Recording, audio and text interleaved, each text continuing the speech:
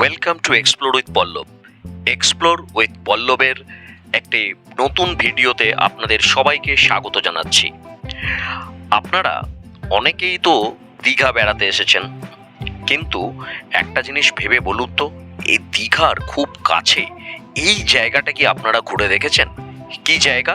বিস্তারিত সব কিছু আপনার এই ভিডিওটাতে আপনারা দেখতে থাকুন। ভিডিওটা স্কিপ না করে দেখুন, তাহলে আপনারা সত্যিই খুব আনন্দ পাবেন। অনেকেরই হয়তো জায়গাটা খুব চেনা চেনা লাগছে। দেখুন তো, আমি যেভাবে ঘুরছি, আপনারাও কি এর আগে যদি এখানে এসে থাকেন এভাবেই কি ঘুরেছেন? তালসারি এসে পৌঁছালাম। এই তালসারির এইখানটা হচ্ছে পার্কিংয়ের জায়গা। এইখানে আপনারা গাড়ি পার্কিং করতে পারবেন। পার্কিং ফিজ হচ্ছে 20 টাকা করে। 20 টাকা করে পার্কিং ফিজ দিয়ে আপনারা এখানে গাড়ি রাখতে পারেন। এছাড়া দূরেও গাড়ি পার্কিং করতে পারেন আসার রাস্তাতে, সেইখানে আপনাদের পড়বে 15 টাকা করে। কিন্তু আমরা 20 টাকা দিয়ে আমরা গাড়ি এখানেই পার্ক করেছি। 20 টাকা। এই হচ্ছে আপনার সেই ঢোকার রাস্তাটা। এই ঢোকার রাস্তাটা দিয়ে আমি আস্তে আস্তে উঠছি এখন। ও বিউটিফুল! যে টাইমটা এসে পৌঁছেছি ওই টাইমটা এখন পুরো ভাষা, তার মানে আমি হেঁটে পেরোতে পারবো, ওপারটা যেতে পারবো। Very good.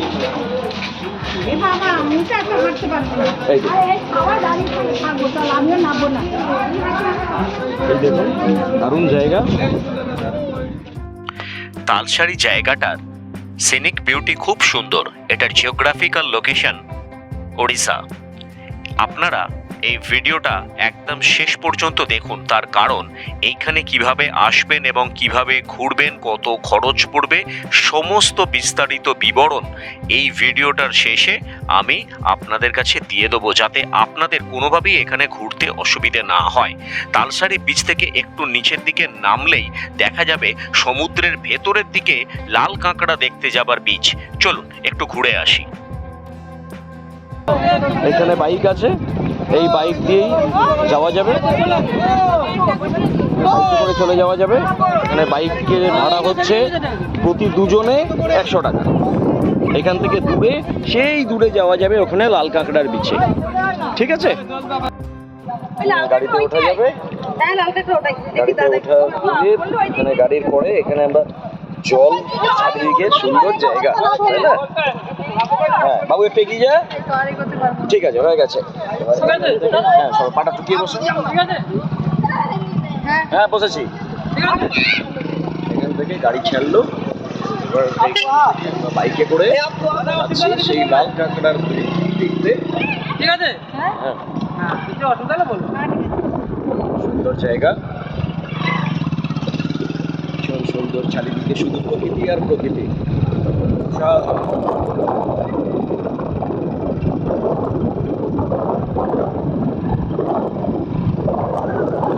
বালির রাত করেই কিছু এগিয়ে যায়।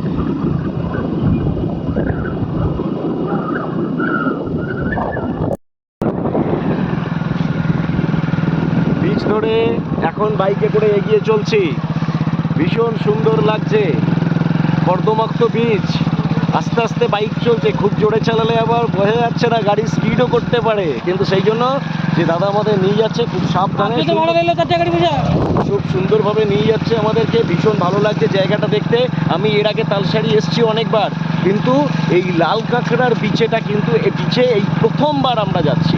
সেই জন্য একটা অন্যরকম এক্সাইটমেন্ট লাগছে, ভীষণ ভালো লাগছে।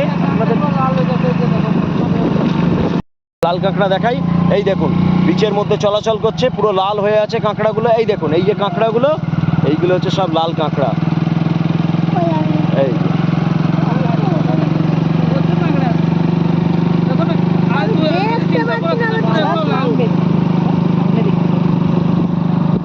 আর এইদিকে বিস্তীর্ণ জলরাশি, শুধু সমুদ্র আর সমুদ্র। অসাধারণ।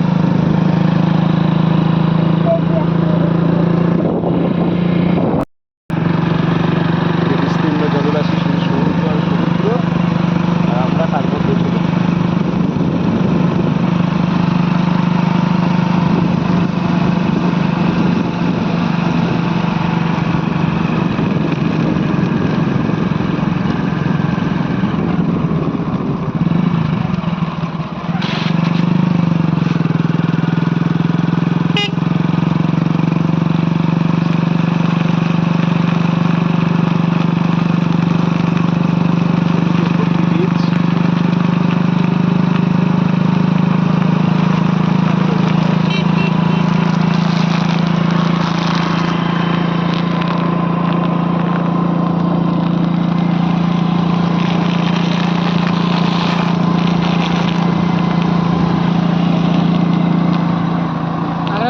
নাকি দাদা? হ্যাঁ, ধরলে মন্দ হয় না। তাহলে ফাইনালি এসে পৌঁছালাম লাল কাঁকড়ার বিচে। এখানে প্রচুর লাল কাঁকড়া পাওয়া যায়, প্রচুর লাল কাঁকড়া দেখা যাচ্ছে। সেই লাল কাঁকড়ার বিচেই এখন এসে পৌঁছালাম। এবং হ্যাঁ, চলুন না একটু ওদের সঙ্গে মেলামেশা করে দেখি কেমন লাগে। এখানকার লাল কাঁকড়া তো খুব বিখ্যাত। একটা ভীষণ সুন্দর একটা এক্সপিরিয়েন্স, ভীষণ সুন্দর একখানা অভিজ্ঞতা। কত ধরনের যে ঝিনুক বিচের মধ্যে পড়ে আছে সে আর বলে দেয়। আপনাদেরকে একটু দেখাই, দেখুন কত ধরনের ঝিনুক পড়ে আছে বিচের মধ্যে, দেখতে পাচ্ছেন কত ধরনের ঝিনুক। এবং এই দেখুন, দেখেছেন আমি একখানা লাল কাঁকড়া হাতে ধরে এর সঙ্গে বন্ধুত্ব করছি। তারপর গুড মর্নিং, ভালো আছেন তো? আবার দেখা হবে। হ্যাঁ, এই দেখুন লাল কাঁকড়ার সাথে আমাদের বন্ধুত্ব হয়ে গেল। ঠিক আছে, এ আমাদের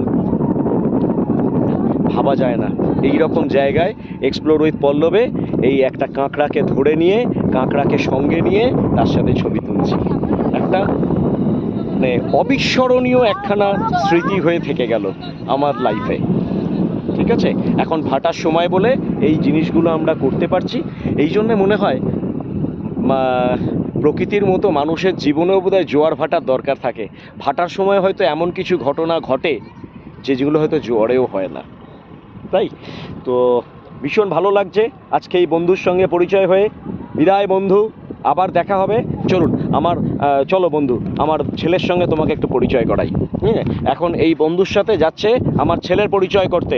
বাবু, বাবু এসো,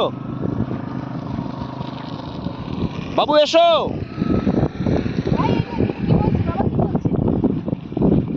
এই আমার ছেলের সঙ্গে পরিচয় হচ্ছে।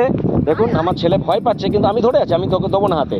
আমার ছেলের সঙ্গে পরিচয় হচ্ছে লাল কাঁকড়ার। হ্যাঁ, ও লাল জামা পড়েছে, এও কেউ লাল কাঁকড়া। কি সুন্দর।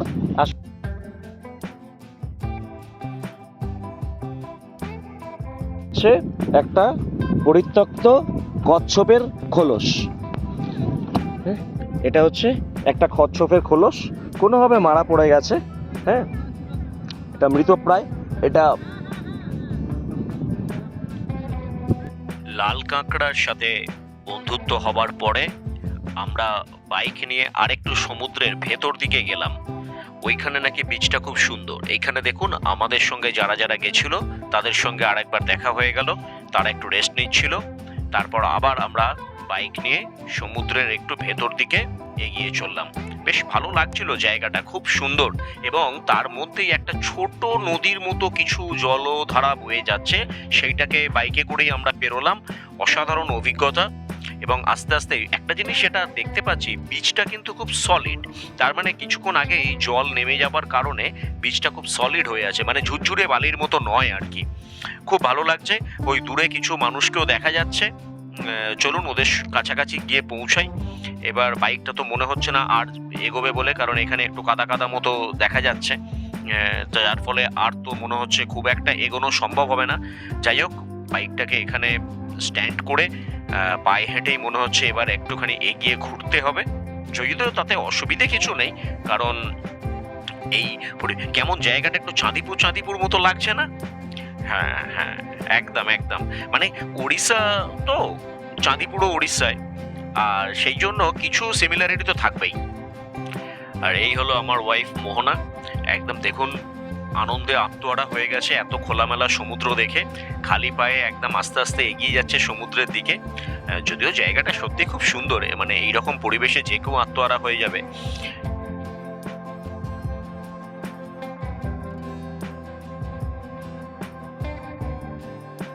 এই হচ্ছে তালসারি বিচ।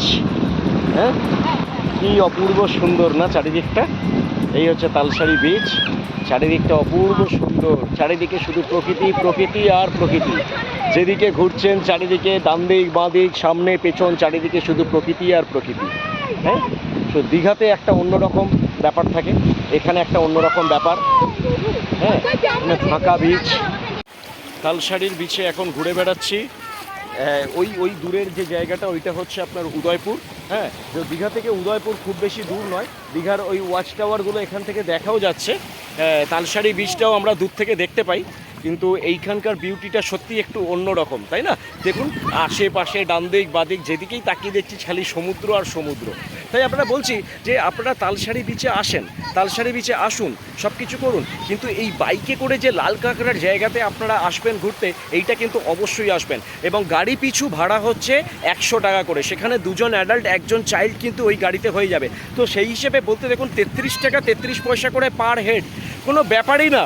এর থেকে অনেক টাকা আমরা হয়তো অনেক কিছুতে খরচ করি অ্যামিউজমেন্টের জন্য, কিন্তু ওই তালসারি জেটি থেকে এই লাল কাঁকড়ার বিচ অবধি আসতে আপনার গাড়ি ভাড়া লাগবে মাত্র 100 টাকা। তাহলে এই মাত্র 100 টাকা দিয়ে আপনারা এসে পৌঁছে যাবেন সুবর্ণরেখা নদীর মোহনা এবং বঙ্গোপসাগরের সংযোগস্থলে, অর্থাৎ তালসারি বিচের ঝাউবন থেকে আরেকটু এগিয়ে আরেকটু সমুদ্রের দিকে। সো আমার সঙ্গে ঘুরতে থাকুন এই রকম আরও অনেক ভিডিও দেখার জন্য এক্সপ্লোর উইথ পল্লব। আমাদের বাড়ির ছোট ছোট বাচ্চাগুলো তো ভীষণ খুশি, এই একদম ফাঁকা বিচের মধ্যে তারা জলের মধ্যে পা ডুবিয়ে আনন্দ করছে। দীঘাতে তো সচরাচর এইরকম বিচ পাওয়াও যায় না, কারণ ম্যাক্সিমামটাই বোল্ডারে ভর্তি, আর যার ফলে এই রকম বিচ পেয়ে তারা তো খুব আনন্দ পাচ্ছে, এবং সেটা তো আমাদের কাছেও একটা বিশাল বড় পাওনা।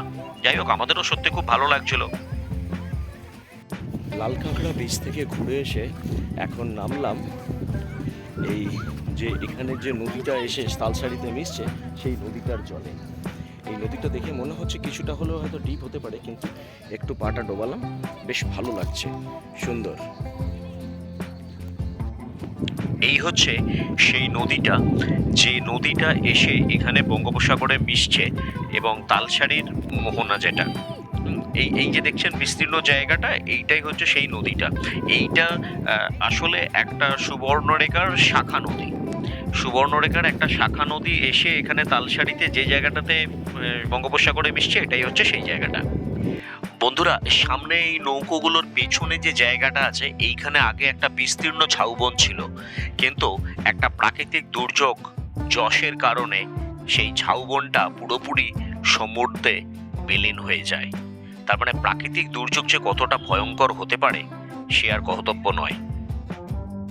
কি বন্ধুরা, ভিডিওটা কেমন লাগলো? ভালো লেগেছে না? আমি জানি আপনাদের ভালো লাগবে, কিন্তু আপনাদের প্রত্যেকের মনে এখন একটা প্রশ্ন আসছে, আমরা এখানে আসবো কিভাবে? দীঘা থেকে আপনারা অটো বা টোটো ধরে নিন। অটো আনুমানিক পুরো অটোটা ওই 400 থেকে 500 টাকার মতো লাগবে। আপনারা ওই অটো করে চলে আসুন তালসারি জেটি। তালসারি জেটিতে এসে সিঁড়ি দিয়ে নিচের দিকে নেমে আপনারা বাইক নিয়ে নিন। বাইকের দাম পড়বে আপনার 100 টাকা প্রতি বাইক। সেখানে আপনারা 2জন অ্যাডাল্ট 1জন চাইল্ড ধরে যাবেন। তো সেইটা দিয়ে আপনারা পৌঁছে যেতে পারবেন লাল কাঁকড়ার বিচ, এবং লাল কাঁকড়ার বিচ দেখার পরে আবার তালসারির এখানে এসে এই নৌকা এবং এই নদীর সৌন্দর্য উপভোগ করে আপনারা জেটিতে ফিরে যেতে পারেন।